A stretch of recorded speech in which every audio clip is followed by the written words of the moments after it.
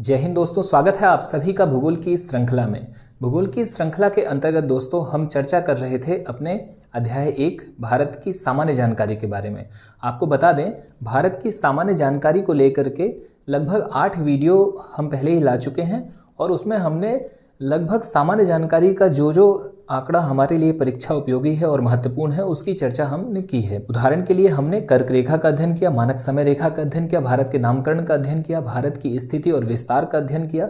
इसके अलावा भारत की सीमाओं का, जलीय सीमा, स्थलीय सीमा इत्यादि, पड़ोसी मुल्क वगैरह से जो महत्वपूर्ण प्रश्न होते हैं उन सभी की चर्चा हमने अपने इन 8 वीडियो लेक्चर के माध्यम से की हुई है। अब इस वीडियो लेक्चर में दोस्तों हम मुख्य तौर पर उन्हीं 8 लेक्चर्स के निचोड़ की चर्चा करने वाले हैं। अर्थात दोस्तों हम आपके सामने लेकर के आए हैं MCQ। इसमें वस्तुनिष्ठ प्रश्न होंगे जैसे कि हमारे प्रतियोगी परीक्षाओं में पूछे जाते हैं। आपके सामने एक प्रश्न होगा, 4 विकल्प होंगे। सर्वप्रथम तो आपकी यह जिम्मेदारी है कि आपको अपना विकल्प चयनित करना है। आपके पास लगभग 2 सेकंड 3 सेकंड का समय होगा, या आप वीडियो को पुश करके वहाँ रोक करके और आप उसका आंसर चयनित कर सकते हैं। इसके बाद हमारे द्वारा बताए गए आपके करेक्ट आंसर और उसकी एक संक्षिप्त और सारगर्भित व्याख्या को आप सुनते हुए आगे बढ़ते चले जाइएगा। तो ये जो पहल है दोस्तों, इसका मुख्य उद्देश्य यह है कि हम अपना मूल्यांकन कर सकें। किसी भी एग्जाम के लिए ना केवल कंटेंट पे काम करना जरूरी है, बल्कि किस प्रकार से क्वेश्चन आते हैं, विगत वर्षों में कैसे प्रश्न आए हैं, आगामी वर्षों में कैसे प्रश्नों के आने की संभावना है, इस पर भी चर्चा करना बहुत आवश्यक होता है। और यही कारण है कि हम अपने हर एक चैप्टर के बाद, उदाहरण के लिए इसके बाद हम चर्चा करेंगे भारत के प्राकृतिक या भौतिक प्रदेश पर। और जब हम भौतिक प्रदेश की चर्चा करेंगे तो उसके उपरांत जैसे ही हमारा वो अध्याय समाप्त होगा, हम फिर से लगभग 40-50 क्वेश्चन आपके ऑब्जेक्टिव के फॉर्म पे लेकर के आएंगे। तो चलिए ठीक है दोस्तों, बिना समय गवाए हम इसे प्रारंभ करें। सर्वप्रथम तो आपके सामने यहाँ पर एक प्रश्न है और प्रश्न है, प्राचीन भारतीय भौगोलिक मान्यता के अनुसार भारतवर्ष किस द्वीप का अंग था? ऑप्शन की हम बात करें तो ऑप्शन ए है पुष्कर द्वीप, जम्बू द्वीप, कांच द्वीप, कुश द्वीप। तो भारत के नामकरण के अंतर्गत दोस्तों हमने इसकी चर्चा की हुई है और इसका करेक्ट आंसर है ऑप्शन बी, जम्बू द्वीप। नेक्स्ट क्वेश्चन है, सर्वप्रथम इंडिया शब्द का प्रयोग भारत के लिए किस भाषा में किया गया था? तो ऑप्शन है उर्दू, ग्रीक, फारसी, अरबी। इसका करेक्ट आंसर है option B, Greek. Next question है दोस्तों, भारत की मुख्य भूमि की दक्षिणी सीमा है। बात की जाए ऑप्शन की तो ऑप्शन ए है 6 डिग्री 4 मिनट उत्तरी अक्षांश, ऑप्शन बी 7 डिग्री 4 मिनट उत्तरी अक्षांश, ऑप्शन सी 8 डिग्री 4 मिनट उत्तरी अक्षांश और ऑप्शन डी 6 डिग्री 8 मिनट उत्तरी अक्षांश। तो जैसा कि हम सभी जानते हैं कि भारत की स्थिति और विस्तार के अंतर्गत हमने जब अक्षांशीय और देशांतरीय विस्तार भारत का पढ़ा तो हमने वहाँ पर इसकी चर्चा की हुई थी कि भारत का अक्षांशीय विस्तार हम 2 तरीके से पढ़ते हैं, पहला मुख्य भूमि का और दूसरा संपूर्ण भारत का। तो यहाँ पर प्रश्न हम देखते हैं कि भारत की मुख्य भूमि की दक्षिणी सीमा। बात की जाए मुख्य भूमि की दोस्तों, तो आपके सामने एटलस है और मुख्य भूमि यानी कि कन्याकुमारी तक की बात की जा रही है। तो यहाँ से होकर के गुजरा है 8 डिग्री 4, यानी कि इसका करेक्ट आंसर है ऑप्शन सी। अगर यह प्रश्न होता आपका कि भारत के संपूर्ण भूमि का या संपूर्ण भारत का विस्तार निम्नलिखित में से किस अक्षांश तक है या किस सीमा तक है, तो फिर आंसर आपका यहाँ पर बदल जाता। नेक्स्ट क्वेश्चन आपके सामने, भारतीय मानक समय आधारित है। बिल्कुल आप ये मान करके चलिए कि बहुत ही निम्न स्तर के प्रश्न है ये, इसमें उतनी ज़्यादा गहराई नहीं है और ऐसे प्रश्न हमारे गलत नहीं होने चाहिए। इसका करेक्ट आंसर है ऑप्शन सी, 82.5 डिग्री पूर्वी देशांतर। नेक्स्ट क्वेश्चन, भारत का प्रमाणिक समय उस स्थान का स्थानीय समय है जो स्थित है। ऑप्शन ए दिल्ली के समीप, ऑप्शन बी कोलकाता के समीप, ऑप्शन सी इलाहाबाद के समीप, ऑप्शन डी भोपाल के समीप। इसका करेक्ट आंसर है ऑप्शन सी, इलाहाबाद के समीप। नेक्स्ट क्वेश्चन है दोस्तों, इंडियन स्टैंडर्ड टाइम और ग्रीनविच मीन टाइम में कितना अंतर है? IST और GMT की यहाँ पर चर्चा की जा रही है और कहा जा रहा है कि IST और GMT के बीच में कितना अंतर है, कितने समय का अंतर आता है। ऑप्शन आपके सामने है 5 घंटे 10 मिनट, 5 घंटे 20 मिनट, 5 घंटे 30 मिनट और 5 घंटे 40 मिनट। जैसा कि हम सभी जानते हैं दोस्तों, IST जो है इंडियन स्टैंडर्ड टाइम लाइन, यह GMT से अर्थात ग्रीनविच मीन टाइम से 82.5 डिग्री आगे है। अब 82.5 डिग्री पूर्वी देशांतर है यह, लगभग 82.5 जब हम यहाँ पर देखते हैं तो हमें पूरी जानकारी है कि भाई 1 डिग्री में हमने इसे निकाला हुआ था, 4 मिनट का अंतर आता है। और जब आप इसे सॉल्व करते हैं पूरे इक्वेशन को तो आप पाते हैं कि हम 5.5 घंटे आगे हैं, अर्थात दोस्तों IST GMT से 5.5 घंटे आगे है।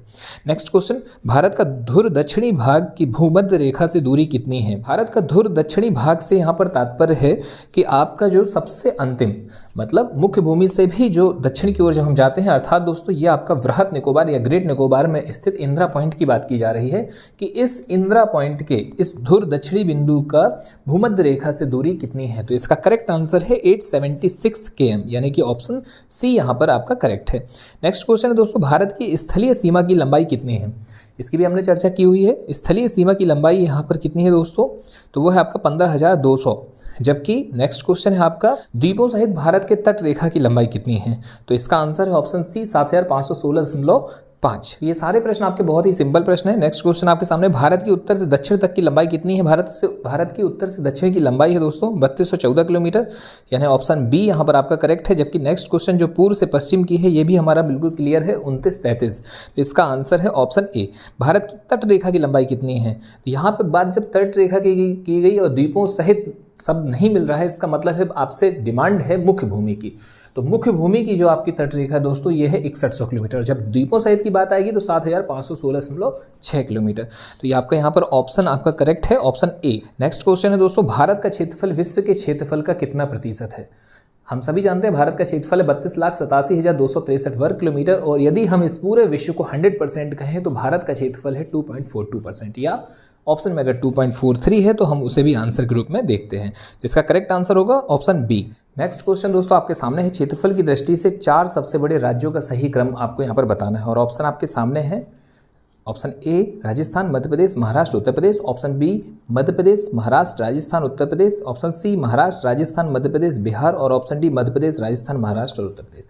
ठीक है, हमें बिल्कुल भी घबराने की आवश्यकता नहीं है। हम जानते हैं कि क्षेत्रफल की दृष्टि से सबसे बड़ा है राजस्थान, तो आपका यहाँ राजस्थान जो है वो आपके फर्स्ट ऑप्शन पे आपको सबसे पहले देखने मिला है। लेकिन इसका मतलब ये नहीं कि आप इसे ही आंसर लगाएंगे, पर इन्होंने बोला है कि 4 सबसे बड़े राज्यों का सही क्रम। अब सही क्रम का मतलब ही यही होता है कि भाई सबसे बड़ा, फिर उससे छोटा, फिर उससे छोटा। तो सबसे बड़े में हमें राजस्थान मिल गया। इसके अलावा हम आगे बात करते हैं तो हमें देखने मिलता है मध्य प्रदेश, महाराष्ट्र और उत्तर प्रदेश, यहाँ पर जो करेक्ट है। ऑप्शन बी की बात करें दोस्तों तो निम्नांकित मानचित्र में एक्स द्वारा प्रदर्शित जो भी आपका ऑप्शन है आपको वो बताना है।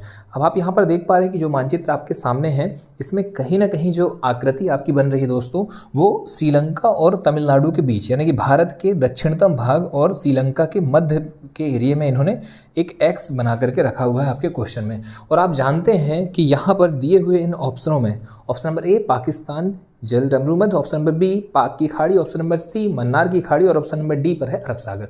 तो यहाँ आंसर क्या होगा? तो इसका करेक्ट आंसर है दोस्तों मन्नार की खाड़ी। इसमें आपका जो सही आंसर है वो है मन्नार की खाड़ी। नेक्स्ट क्वेश्चन, भारतीय संघ में केंद्र शासित प्रदेश हैं, आपको इसका करेक्ट आंसर बताना है। ऑप्शन है ए 5, बी 8, सी 9 और डी इससे अधिक। तो इसका करेक्ट आंसर है बी 8। नेक्स्ट क्वेश्चन दोस्तों यहाँ आपको देखने मिल रहा है कथन और कारण के रूप में हो, और आपको बता दें ऐसे प्रश्न भी पूछे जाते हैं। हमें सभी प्रकार के प्रश्नों को लेकर के चलना होता है। कथन की हम बात करें तो कथन है भारत का अक्षांशीय विस्तार एवं देशांतरी विस्तार लगभग समान है और उसके लंबाई और चौड़ाई की दूरियों में अंतर पाया जाता है। और कारण में दिया हुआ है कि भूमध्य रेखा पर ही देशांतर रेखाओं के बीच की दूरी सर्वाधिक होती है और क्रमशः कम होती हुई ध्रुवों पर शून्य हो जाती है। निम्नलिखित कूट से सही उत्तर का आपको चयन करना है। अब देखिए ऐसे प्रश्नों में आप सबसे पहले तो अपने कॉन्सेप्ट को सामने लेकर के आइए कि भाई हमने पढ़ क्या रखा है। तो भारत का अक्षांशीय विस्तार और देशांतरी विस्तार लगभग समान है, बिल्कुल सही है, क्योंकि भारत का यदि हम देखें अक्षांशीय विस्तार दोस्तों तो अक्षांशीय विस्तार है 8 डिग्री 4-5 मिनट से 8 डिग्री 4 से लेकर के 37 डिग्री 6 उत्तरी अक्षांश पर। तो 8 और 37 के बीच का जब आप देखते हैं डिफरेंस तो लगभग 29 डिग्री 2 आपका मिनट या लगभग 30 कह सकते हैं। और यहाँ आप देखते हैं जब देशांतर का तो 68 डिग्री 7 से लेकर के 97 डिग्री 25 मिनट तक का आपको देखने मिलता है। तो यहाँ भी आपका 30 डिग्री देखने मिलती है। हम कह सकते हैं कि कथन के जो पॉइंट है कि भारत का अक्षांशीय और देशांतरी विस्तार आपका दोस्तों कैसा है, लगभग समान है। तो हाँ भाई ये समान है।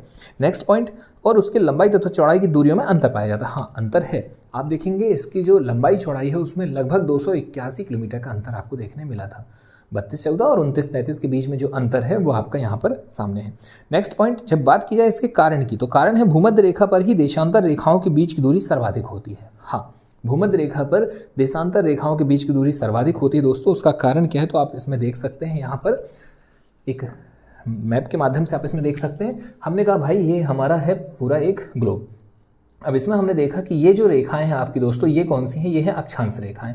अब आपकी लेटी हुई रेखाएं लैटिट्यूड और जो सीधी खड़ी हुई हैं वो देशांतर। तो अब आप देखेंगे कि जो आपके अक्षांश हैं ये बराबर बराबर पर हैं, इक्वल इक्वल, तो आपने बना दिए। और देशांतर की खासियत क्या है दोस्तों, वो इस पॉइंट से लेके इस पॉइंट पर आएगी, मतलब ऐसी होगी, फिर नेक्स्ट ये जाएगी, फिर एक और, फिर एक और, तो ऐसे आपकी ये देशांतर रेखाएं पूरे ग्लोब पर खींची हुई हैं। तो इसमें आप ये पाएंगे कि इनके बीच का जो सबसे बड़ा जो अंतर है दोस्तों वो कहाँ पर है। इसमें जो सबसे ज़्यादा आपकी मिलेंगी चौड़ाई वो मिलेगा आपको भूमध्य पर, यानी मध्य पर। फिर जैसे जैसे आप पोल की ओर जाएंगे वैसे वैसे, जैसे जैसे आप ध्रुवों की ओर जाएंगे वैसे वैसे इनके मध्य का अंतर कम होते चला जाता है। तो आप यहाँ पर पाते हैं कि भाई कारण क्या कह रहा है, भूमध्य रेखा पर ही देशांतर रेखाओं के बीच की दूरी सर्वाधिक होती है। बिल्कुल सही बात है, 100% श्योर। फिर जैसे ही आगे बढ़ते हैं और क्रमशः कम होती हुई ध्रुवों पर शून्य हो जाती है। हाँ, ये भी सही बात है, धीरे धीरे धीरे ध्रुवों पर आप देखिए नॉर्थ पोल और साउथ पोल में जाकर के ये एकदम जीरो होते चली जा रही है। एक ऐसा लगता है कि ऊपर एक के ऊपर एक यहाँ पर आपकी देशांतर रेखाएं हैं।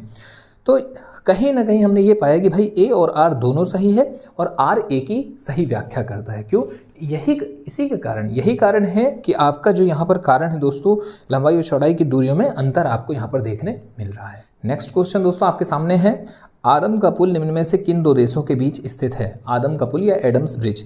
हम सभी जानते हैं कि एडम्स ब्रिज भारत और श्रीलंका के मध्य स्थित है। भारत के तमिलनाडु के दक्षिण पूर्व की ओर यदि आप जाएंगे तो आपको रामेश्वरम मिलेगा या पंबन द्वीप, और यहीं से आपका चालू हो जाता है दोस्तों राम सेतु, जिसे एडम्स ब्रिज या आदम का पुल भी कहा जाता है। और ये कहाँ से लेके कहाँ तक है, तो हमारे रामेश्वरम या पंबन द्वीप से लेकर के श्रीलंका के तलैया मन्नार तक ये विस्तृत है। तो इसे हम क्या कहते हैं, राम सेतु कहते हैं या एडम्स ब्रिज कहते हैं। तो यहाँ इसका करेक्ट आंसर होगा ऑप्शन डी, भारत एवं श्रीलंका के मध्य। नेक्स्ट क्वेश्चन है दोस्तों, भारत का अन्य आर्थिक क्षेत्र EEZ विस्तारित है, तो इसका करेक्ट आंसर होगा 200 समुद्री मील तक। अगला क्वेश्चन आपके सामने है, भारत की प्रादेशिक जल समुद्री सीमा कितनी है? तो आपका यहाँ पर देखिए प्रादेशिक, अभी हमने देखा था अनन्य आर्थिक का 200 था, प्रादेशिक का दोस्तों ये कितना है, तो हमने अपने वीडियो लेक्चर में पढ़ा हुआ है जहाँ पर हमने चर्चा की थी समुद्री कानून की या अनक्लोज की, United Nation Convention the law of sea 1982 की। तो वहाँ हमने पाया था कि भाई 3 प्रकार का अधिकार है किसी भी देश को समुद्र में। पहला प्रादेशिक जल सीमा का आंसर है 12 मील। दूसरा क्वेश्चन है, भारत का संलग्न क्षेत्र प्रादेशिक जल सीमा के आगे कितने समुद्री मील की दूरी तक है? संलग्न क्षेत्र दोस्तों ये आपका 24 मील तक है। और अनन्य आर्थिक क्षेत्र की चर्चा हमने पहले ही की हुई है कि ये कितना है, ये आपका 200 नॉटिकल मील तक है। नॉटिकल मील क्या होता है, तो ये समुद्री दूरी नापने की इकाई, या समुद्र के पानी का या समुद्र में दूरी को नापने की जो इकाई है वो कहलाती है नॉटिकल मील। नेक्स्ट क्वेश्चन दोस्तों आपके सामने, भारत के कितने राज्य समुद्र के किनारे पर हैं? तो भारत के दोस्तों कुल 9 राज्य समुद्र के किनारे पर हैं। इसको हमने पहले भी पढ़ा हुआ है और आप एटलस में भी देख सकते हैं। सर्वप्रथम गुजरात, महाराष्ट्र, गोवा, कर्नाटक, केरल, तमिलनाडु, आंध्र प्रदेश, ओडिशा और पश्चिम बंगाल। तो पूर्वी तट में आपने देखे 4 और पश्चिमी तट में 5, तो 4 और 5 होते हैं दोस्तों 9। तो इसका करेक्ट आंसर है 9। नेक्स्ट क्वेश्चन है, भारत के किस राज्य में सबसे लंबी मुख्य भूमि तट रेखा है? तो भारत की सबसे लंबी मुख्य भूमि तट रेखा दोस्तों ये है आपके ऑप्शन बी, यानी कि गुजरात में। नेक्स्ट क्वेश्चन है, निम्नलिखित भारतीय राज्यों में से किससे होकर कर्क रेखा नहीं गुजरती है? जब दोस्तों हमने कर्क रेखा का अध्ययन किया था तो आपको पहले ही बताया था वहां पर कि कर्क रेखा से प्रश्न सबसे ज्यादा जो है इसी प्रकार के बनते हैं कि कहां से होकर कर्क रेखा गुजरती है और कहां से नहीं गुजरती है। तो यदि बात करें इसके ऑप्शन के अकॉर्डिंग, उत्तर प्रदेश, मध्य प्रदेश, गुजरात और झारखंड। तो हम सभी जानते हैं कि कर्क रेखा क्रमशः पश्चिम से पूर्व की ओर गुजरात, राजस्थान, मध्य प्रदेश, छत्तीसगढ़, झारखंड, पश्चिम बंगाल, त्रिपुरा और मिजोरम से होकर गुजरती है। हमने देखा यूपी से नहीं गुजरती, तो इसका करेक्ट आंसर होगा दोस्तों यूपी। नेक्स्ट क्वेश्चन है, कौन सी अक्षांश रेखा भारत के मध्य से होकर गुजरती है? हम भली भांति इस बात से परिचित है कि भूमध्य रेखा हमसे दक्षिण में है। यहाँ पर दोस्तों जो इसका करेक्ट आंसर होगा वो होगा आपका कर्क रेखा। नेक्स्ट है, कर्क रेखा भारत के कितने राज्यों से होकर गुजरती है? तो हम सभी जानते हैं कि कर्क रेखा भारत के 8 राज्यों से होकर गुजरती है। 8 कर्क रेखा के दक्षिण में है और बाकी शेष जो है वो आपके कर्क रेखा के उत्तर में है। नेक्स्ट है दोस्तों, निम्नलिखित में से किस राज्य से कर्क रेखा नहीं गुजरती है? तो यहाँ पर आपका ऑप्शन है ओडिशा, राजस्थान, गुजरात और पश्चिम बंगाल। देखिए मध्य प्रदेश के बाद हमने देखा था गुजरात, राजस्थान, ये तो हमारे हैं ही, छत्तीसगढ़, झारखंड, पश्चिम बंगाल, त्रिपुरा, मिजोरम है। तो यहाँ पर ऑप्शन में है ओडिशा, और ओडिशा को हमने देखा कि कर्क रेखा की ये दक्षिण में अवस्थित है। तो इसका आंसर हो जाएगा ओडिशा की कर्क रेखा यहाँ से नहीं गुजरती है। भारत का वह राज्य जिससे होकर कर्क रेखा गुजरती है, इसका आपका करेक्ट आंसर है झारखंड। नेक्स्ट क्वेश्चन है दोस्तों, भारत की मुख्य भूमि की दक्षिणी नोक या पॉइंट है? तो मुख्य भूमि की दक्षिण, देखिए मुख्य भूमि का अगर पूछा है तो इसका आंसर ऑप्शन है कैप कैमोरिन, कैलिमियर पॉइंट, नॉरिमन पॉइंट और इंदिरा पॉइंट। तो इसमें आपका करेक्ट आंसर होगा कैप कैमोरिन। मुख्य भूमि में दोस्तों 3 प्रकार से आप इसके आंसर लगा सकते हैं। कन्याकुमारी को ही कैप कैमोरिन भी कहा जाता है और कुमारी अंतरीप भी कहा जाता है। तो ये 3 में से आपका कुछ भी ऑप्शन में है तो वो मुख्य भूमि का हो गया, और इंदिरा पॉइंट आपका दूरस्थ पॉइंट हो गया या संपूर्ण भारत का हो गया। अगला क्वेश्चन है, भारत के दक्षिण में सबसे दूरस्थ स्थल कौन सा है? तो इसका आंसर होगा इंदिरा पॉइंट। नेक्स्ट क्वेश्चन है इंदिरा पॉइंट का अन्य नाम क्या है? देखिए, पार्सन पॉइंट, पिग्मेलियन पॉइंट, ला ही चिंग या इनमें से सभी। तो इसका करेक्ट आंसर है इनमें से सभी। नेक्स्ट क्वेश्चन है दोस्तों, निम्नलिखित में से कौन सा स्थान भूमध्य रेखा के निकटतम स्थित है? Cap Comorin, Rameswaram, Indira point, Indira call. हम सभी जानते हैं कि इंदिरा कॉल कहाँ है। इंदिरा कॉल भारत का सबसे उत्तरतम यानी कि कहाँ, लद्दाख में।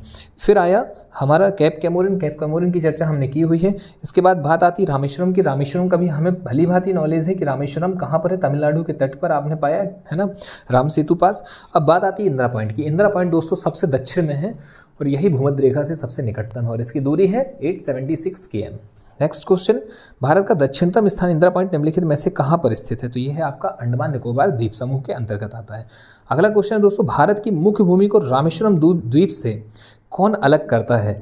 भारत की मुख्य भूमि को रामेश्वरम द्वीप से कौन अलग करता है? तो हम यहाँ पर पाते हैं कि रामेश्वरम द्वीप से भारत की मुख्य भूमि है ना, इसको अलग कौन कर रहा है? तो यहाँ पर आपका ऑप्शन के अकॉर्डिंग यदि हम देखें तो करेक्ट आंसर होगा पंबन चैनल। आप एटलस में देखिएगा, एटलस को ओपन करके तो पंबन चैनल आपको मिल जाएगा। अगला क्वेश्चन है, निम्नलिखित द्वीपों के युग्मों में से कौन सा एक 10 अंश जलमार्ग द्वारा आपस में पृथक किया गया है? ऑप्शन है आपके यहाँ पर अंडमान एवं निकोबार, निकोबार एवं सुमात्रा, मालदीव एवं लक्षद्वीप और सुमात्रा एवं जावा। तो इसका करेक्ट आंसर है दोस्तों ऑप्शन ए, अंडमान एवं निकोबार। हमने इसे याद रखने का भी तरीका देखा हुआ था कि जब हम 10 लिखते हैं तो लास्ट में 0 आता है और अंडमान में आप देखते हैं कि जो अंडा शब्द आता है फ्रंट में तो ये आपका गोलाकार होता है और निकोबार में दोस्तों आप जब देखते हैं अंडमान एवं निकोबार तो यहाँ पर आपको देखने मिलता है निकोबार के अंतर्गत ही कार आता है, कार निकोबार। कार के भी जो पहिए होते हैं दोस्तों वो गोलाकार होते हैं। तो गोल जो होगा आपका 0 जो होगा ये 10 में बनता है। नेक्स्ट क्वेश्चन है, डंकन पास किसके बीच में स्थित है? तो इसका आपका करेक्ट आंसर है दोस्तों ऑप्शन सी, दक्षिणी अंडमान एवं छोटा अंडमान। इसकी भी चर्चा हमने अपने लेक्चर में की हुई है। नेक्स्ट है दोस्तों, दीव एक द्वीप है जो कहाँ पर है? इसका आपका आंसर है सी, गुजरात के तट पर। नेक्स्ट क्वेश्चन है दोस्तों, भारत और श्रीलंका को अलग करने वाली जल राशि है great channel, 8 degree channel, 10 degree channel या पाक जल संधि? तो इसका करेक्ट आंसर है पाक जल संधि और इसकी चर्चा हमने विधिवत तौर पर की हुई थी कि भाई पाक जल संधि भारत पाकिस्तान के बीच में नहीं है बल्कि पाक जल संधि भारत और श्रीलंका के मध्य है। नेक्स्ट क्वेश्चन है, भारत तथा चीन के बीच सीमा बनाने वाली रेखा है? इसका नो डाउट दोस्तों इसका आंसर है मैकमोहन रेखा। अगला क्वेश्चन, भारत और पाकिस्तान के बीच अंतर्राष्ट्रीय सीमा किसके द्वारा सीमांकित की गई है? तो इसका करेक्ट आंसर होगा आपका option C, Radcliffe line. देखिए आपको मैं पहले ही यहाँ पर बता दूं कि अगर आपकी तैयारी कुछ ऐसी हो जाती है कि आपने प्रश्न देखा, 4 विकल्प देखे, आपको विकल्प पूरे देखने तक नहीं पड़ रहे हैं, आपका प्रश्न देखते ही आपके दिमाग में आंसर आ गया है और आपने सीधे अपने करेक्ट आंसर पर क्लिक कर दिया, तो ये तैयारी सबसे अच्छी तैयारी होती है कि मतलब आपको ऑप्शन तक की आवश्यकता नहीं पड़ रही है। नेक्स्ट क्वेश्चन है दोस्तों यहाँ पर, भारत के सुदूर पूर्व में कौन सा देश भारत के साथ सर्वाधिक लंबी अंतर्राष्ट्रीय सीमा बनाता है? भारत के सुदूर पूर्व में कौन सा देश भारत के साथ सर्वाधिक लंबी अंतर्राष्ट्रीय सीमा साझा करता है? ऑप्शन है चीन, म्यांमार, थाईलैंड और अगला है वियतनाम। तो दोस्तों इसका करेक्ट आंसर है ऑप्शन बी, म्यांमार। म्यांमार जो है ये जब हम बात करते हैं पूर्व की, हमारे पूर्व के एरिया की जब हम बात करते हैं दोस्तों तो हम सभी जानते हैं कि हमारे भारत के यदि हम उत्तर पश्चिम की बात करते हैं या पश्चिम की बात करते हैं तो पाकिस्तान, अफगानिस्तान, उत्तर में चीन, नेपाल, भूटान और पूर्व की ओर जब हम जाते हैं दोस्तों तो पूर्व में हमें मुख्य तौर पर देखने मिलता है म्यांमार। तो इसका करेक्ट आंसर होगा म्यांमार, क्योंकि आप जब प्रश्न को देखते हैं, प्रश्न की प्रकृति क्या है, भारत के सुदूर पूर्व में कौन सा देश भारत के साथ सर्वाधिक लंबी अंतर्राष्ट्रीय सीमा साझा करता है? भारत के साथ। तो भाई भारत का पड़ोसी मुल्क में इनके ऑप्शन में थाईलैंड, वियतनाम तो आप देखेंगे ही नहीं कि है, चीन और म्यांमार मुख्य तौर पर आप देख रहे हैं अंतर्राष्ट्रीय सीमा पर, तो म्यांमार इसका करेक्ट आंसर है। नेक्स्ट, भारत एवं चीन के बीच सीमा निर्धारित करने वाली मैकमोहन रेखा निम्नलिखित में से किस प्रदेश के उत्तरी सीमा पर खींची गई है? ऑप्शन है जम्मू कश्मीर, उत्तर प्रदेश, हिमाचल प्रदेश, अरुणाचल प्रदेश। तो इसका करेक्ट आंसर है दोस्तों अरुणाचल प्रदेश। अरुणाचल प्रदेश में आप मैकमोहन रेखा पाते हैं। नेक्स्ट है, निम्नलिखित में से किस देश के साथ भारत की अंतर्राष्ट्रीय सीमा नहीं लगती है? ऑप्शन है पाकिस्तान, बांग्लादेश, भूटान, श्रीलंका। हम सभी जानते हैं श्रीलंका हमारा समुद्री पड़ोसी देश है, इसके साथ में हमारी सीमा टच नहीं होती है। नेक्स्ट है, निम्नलिखित में से कौन सा देश भारतीय उपमहाद्वीप के अंतर्गत शामिल नहीं है? ये आपका बहुत महत्वपूर्ण है दोस्तों प्रश्न है, कौन सा भारतीय उपमहाद्वीप के अंतर्गत शामिल नहीं है? ऑप्शन पाकिस्तान, नेपाल, श्रीलंका और बांग्लादेश। तो आप इसमें नोट कर लीजिएगा यदि आपके पास में ये आंकड़े नहीं हैं। आप जैसे ही इसे सुनते चले जा रहे हैं तो आपका जो नोट्स है ये बहुत महत्वपूर्ण है। आपके जो नोट्स हैं, नोट्स में आपको क्या करना है कि आपका 1 पेज 2 पेज की जगह जरूर छोड़ना है, जो भी महत्वपूर्ण जो भी आपके पॉइंट मिल रहे हैं ऑब्जेक्टिव लगाते समय, क्योंकि देखिए आप हर बार ऑब्जेक्टिव तो रिवाइज कर नहीं पाएंगे, आप रिवीजन तो नोट से ही करेंगे, तो जो भी हमसे ऑब्जेक्टिव नहीं बन रहे हैं उसको आप नोट डाउन करते चले जाइए अपने नोट्स में, ताकि आपके पास में एक प्रॉपर एक मुकम्मल नोट्स तैयार हो जाए और आपको किसी भी दूसरी बुक की ओर ना जाना पड़े, आपके नोट्स ही आपके लिए ब्रह्मास्त्र हो जाएं। नेक्स्ट तो दोस्तों यहाँ पर जो है देखिए, अगर आपको जानकारी नहीं है भारतीय उपमहाद्वीप की तो आप नॉलेज में इसको रखिएगा। भारतीय उपमहाद्वीप के अंतर्गत आपका श्रीलंका नहीं आता है ना, तो इसका करेक्ट आंसर हो जाएगा दोस्तों श्रीलंका। बात की जाए पाकिस्तान की तो पाकिस्तान आता है, नेपाल भी है, भूटान भी है, बांग्लादेश भी है, तो ये सभी आते हैं, पर श्रीलंका भारतीय उपमहाद्वीप के अंतर्गत नहीं आता है। जबकि दक्षिण भारत के अंतर्गत आप देखेंगे कि मतलब हमारे, जबकि दक्षिणी एशिया के अंतर्गत श्रीलंका भी आ जाएगा। नेक्स्ट क्वेश्चन है, निम्नलिखित में से किस भारतीय राज्य की समुद्र तटीय सीमा सबसे छोटी है? सबसे छोटी समुद्र तटीय सीमा पूछा जा रहा है दोस्तों। तो यहाँ पर आपका ऑप्शन है गोवा, केरल, उड़ीसा और पश्चिम बंगाल। आप देख रहे हैं गोवा, केरल, उड़ीसा और पश्चिम बंगाल। आप देखिए उड़ीसा की भी ठीक ठाक है, पश्चिम बंगाल की भी ज़्यादा है, जबकि सबसे छोटी आपको गोवा की ही नजर आ रही है। तो इसका करेक्ट आंसर हो जाएगा ऑप्शन ए गोवा। भारत की सबसे लंबी अंतर्राष्ट्रीय सीमा किस देश के साथ में है? ऑप्शन नेपाल, पाकिस्तान, चीन और बांग्लादेश। नो डाउट दोस्तों इसका आंसर है बांग्लादेश, क्योंकि भारत की सबसे ज़्यादा जो सीमा है वो बांग्लादेश के साथ में है, 4096.6 या 7 किलोमीटर। सबसे कम अफगानिस्तान के साथ है 106 किलोमीटर। नेक्स्ट क्वेश्चन है, सबसे छोटी स्थलीय सीमा, और इसका आंसर आपका पहले ही क्लियर हो चुका है, अफगानिस्तान के साथ। नेक्स्ट क्वेश्चन है दोस्तों, निम्नलिखित में से कौन सा एक अनुषंगी नगर है, सैटेलाइट टाउन के वर्ग में आता है? ऑप्शन है एर्नाकुलम, अहमदाबाद, बेंगलोर और सूरत। तो यहाँ पर देखिए, अब ये अनुषंगी नगर तो हमने नहीं पढ़ा हुआ था, पर हम इसे अपने नोट्स में जगह दे दें कि भाई अनुषंगी नगर क्या होता है, सैटेलाइट टाउन क्या होता है। तो देखिए सबसे पहले तो आप इसी बात को समझिए कि सैटेलाइट टाउन क्या होता है, आंसर तो बाद में हम सुनेंगे। सैटेलाइट टाउन दोस्तों वह टाउन या एक ऐसा क्षेत्र, एक ऐसा कस्बा होता है कि अगल बगल के जो जितने भी कस्बे या गाँव या उसके जो भी संपर्क के इर्द गिर्द के जितने भी एरिया हैं, रहवासी क्षेत्र हैं, वो अपनी आवश्यकताओं की पूर्ति हेतु उस पर्टिकुलर प्लेस पर निर्भर रहते हैं। तो ऐसे क्षेत्र अनुषंगी नगर कहलाते हैं। अब बात की जाए अपने ऑप्शन की कि इनमें से कौन से एक अनुषंगी नगर के वर्ग में आता है? एर्नाकुलम, अहमदाबाद, बेंगलुरु और सूरत। तो इसका करेक्ट आंसर है दोस्तों एर्नाकुलम, ऑप्शन ए।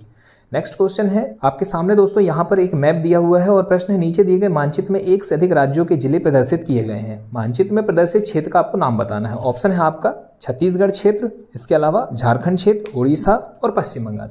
तो जब आप इसमें देखते हैं तो आपको देखने मिलता है सरगुजा, रांची और इसके अलावा संबलपुर भी आपको देखने मिल रहा है और बाकी भी जिले हैं।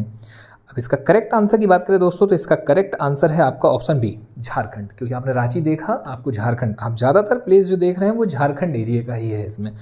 नेक्स्ट है, मरकत द्वीप या एमराल्ड आइलैंड के नाम से प्रसिद्ध है। ऑप्शन है ए लक्षद्वीप, बी अंडमान निकोबार द्वीप समूह, ऑप्शन सी दमन एवं द्वीप और ऑप्शन डी न्यू मूर द्वीप। इसे आप नोट कर लीजिएगा दोस्तों। मान लीजिए अगर आपको इसकी जानकारी नहीं थी तो जरूर नोट कीजिए। मरकत द्वीप या एमराल्ड आइलैंड के नाम से जाना जाता है अंडमान निकोबार द्वीप समूह। नेक्स्ट क्वेश्चन है, कोचीन का जुड़वा नगर निम्नलिखित में से है। तो कोचीन का जुड़वा नगर है दोस्तों, इसे भी आप नोट कर लीजिएगा। आपका इसका करेक्ट आंसर होगा एर्नाकुलम। एर्नाकुलम को कोचीन का जुड़वा नगर कहा जाता है। इसके अलावा एर्नाकुलम के विषय में हम ये भी जानते हैं कि इसे अनुषंगी नगर या सैटेलाइट टाउन भी कहते हैं। नेक्स्ट क्वेश्चन है, क्षेत्रफल की दृष्टि से 3 सबसे छोटे राज्यों का आरोही क्रम आपको यहाँ पर बताना है। आरोही का मतलब होता है बढ़ते क्रम, आपको बढ़ते क्रम में बताना है, सबसे छोटा उससे बड़ा फिर उससे बड़ा। तो इसका दोस्तों आपके सामने ऑप्शन है त्रिपुरा, सिक्किम, गोवा, गोवा, सिक्किम, त्रिपुरा, सिक्किम, त्रिपुरा, गोवा और गोवा, त्रिपुरा, सिक्किम। हम सभी जानते हैं सबसे छोटा है दोस्तों गोवा। तो अब आप इसमें देख सकते हैं कि सबसे छोटा आपको गोवा जो है 2 ऑप्शन में मिलता है, या तो बी या तो डी। तो या तो बी हो सकता है या तो डी हो सकता है। अब इसके बाद आगे यदि हम बात करें तो गोवा के बाद आपके नंबर लगता है सिक्किम का और सिक्किम के बाद त्रिपुरा। आप देख सकते हैं एटलस में, आपके सामने भी एटलस, आप अपने मैप को जरूर ओपन करके रखें। इसका करेक्ट आंसर होगा दोस्तों ऑप्शन बी। अगला क्वेश्चन दोस्तों आपके सामने है, निम्नलिखित में से कौन सा तट पश्चिमी तट का भाग नहीं है? ऑप्शन कठियावाड़ तट, कोंकण तट, मालाबार तट, इसके अलावा कोरोमंडल तट। तो इसका करेक्ट आंसर है दोस्तों आपका डी, यानी कि कोरोमंडल तट।